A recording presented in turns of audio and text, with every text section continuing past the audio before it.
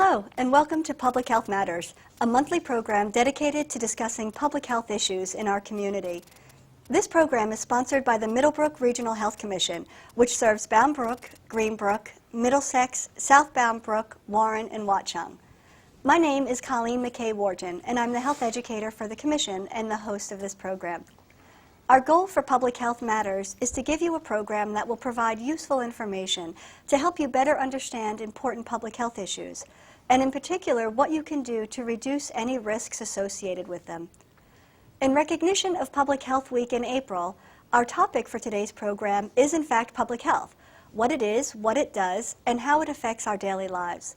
What do you think public health does? How is it involved in everyday life?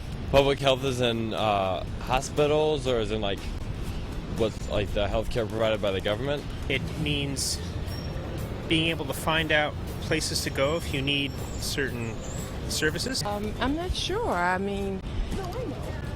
Immunizations for children, awareness for adults of what's happening in the health field. A function of government which provides health care for people who cannot afford it otherwise. That's what it sounds like to me. Clinics and issues like the flu and vaccines and broad issues of dealing with broad overarching, issues. I'm really not sure. From what little I've heard, that I want to know more. Disease control and let's see what else.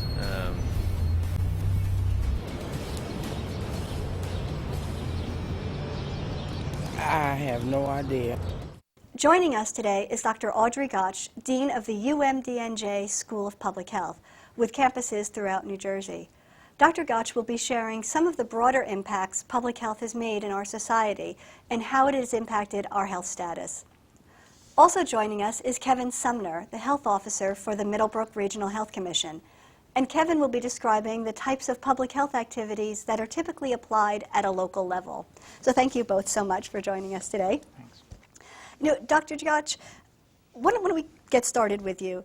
I think there are lots of different thoughts that people have about what public health actually is. How would you define that? Well, public health is really about health. It's about your health and my health. And so it's very individual. And of course, it's then guided some by our genetics. You know, the old saying, choose your parents wisely. That's right. But we also have many personal choices that we make every day. Do we exercise regularly? What foods do we choose or not choose to eat? Right. How much sleep do we get? Do we select certain substances like tobacco?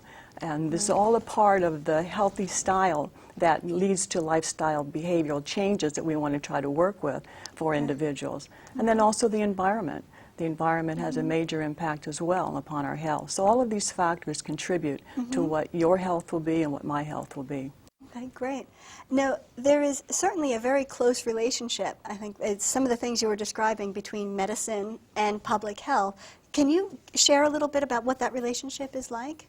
Certainly. It's very much an interdisciplinary team that physicians and with public health professionals work together along with nurses, dentists, other allied health professionals. We all work together in defining what the problems are and then working on them together in the community. Okay, and I think historically maybe we've tended to sort of separate those two, haven't we? Well, but we have, really but in our state, with our statewide system that we have with the University of Medicine, Dentistry, New Jersey, we're able to train all these professionals together, and consequently we can really emphasize the interdisciplinary approach to treating these issues within our community as well as within our lifestyles. Excellent. So it all contributes to our health. Right. Now, maybe you can give us some examples of the types of issues that public health has worked to address. I mean, you made reference to the healthy lifestyles that we choose or don't choose, but on the bigger scope, certainly public health has made some major contributions to our health status. Are there some that you'd like to highlight in particular? During the past century, there have been some major achievements made, particularly in infectious diseases. Okay. We're not concerned anymore about smallpox, for example, or polio. And these results came about through public health interventions, through immunizations. Major, significant changes within our communities with these infectious diseases. Of course, we know they're not over with yet, right? Absolutely. We still have them to be concerned about. Right. So infectious diseases will be here But we have new infectious diseases that we have to work together with our health departments in order to, together with our practitioners that we train, and then how we have them practice in the community to prepare them for these new evolving infections that do come from other parts of the world. You know, how quickly now one gets into a plane from one part of the world and travels to another. That's right. So what we thought we had taken care of in one part of the country now becomes an issue because it's brought to us from outside of our country. And, you know, you raise a very good point there that on the whole, and maybe even public health professionals, we got a little lax. You know, antibiotics came into being, right, and that changed the way we deal with infectious diseases, and maybe our mentality changed a bit. But as I'm very glad you mentioned, new emerging infections sort of make us have to ramp up again and be prepared for that sort of unexpected new disease, be it SARS or avian flu, whatever that may be. Right. And then there's also tobacco control that came about through recognizing in the past century all of the hazards that can come through use of tobacco substances. Right. So this was another significant milestone that was achieved during the past century and has had an impact upon the health of our children as well as adults, because if adults smoke and children have secondhand smoke, they also are impacted by that. Right. I can remember in some of my first plane trips when sitting in a plane, they had an invisible wall. And if you were, you know, a smoker, you sat on one side of this invisible wall. That's right. And if you're a non-smoker, you sat on the other side. And somehow that wouldn't impact, right? Exactly, right. And we were supposed to be safe from the air if you sat on one side of this invisible wall. Well, then through legislative action that Senator Lautenberg put through, planes are now smoke-free.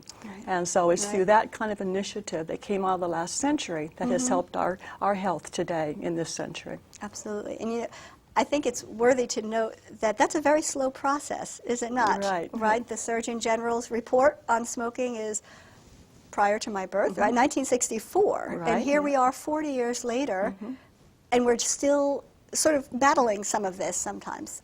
Very definitely, but our state health department, along with our local health departments, are putting in tobacco control programs. We have quit centers throughout the state. In fact, we have one that's supported by the School of Public Health in New Brunswick. Excellent. And you know, through these quit centers, we're able to work with those who do use the substance but want to quit. Right. And so we're able to work with them so that they can stop the habit if they'd like to. Excellent. Now, you mentioned, you know, the control of infectious diseases and public health success in that area. Immunizations certainly is one very large piece of that. Would you like to share any information on the impact? I guess smallpox certainly is one of the largest successes. Right. Dramatic decrease in smallpox after immunizations became used by everybody. But, you know, we still have a lot of deaths from flu. Flu that could be prevented because we're not taking advantage of it. And here's where we need to work, you know, with our local communities so that people understand the benefits of having a flu shot each year. Absolutely. And that the flu variant will change.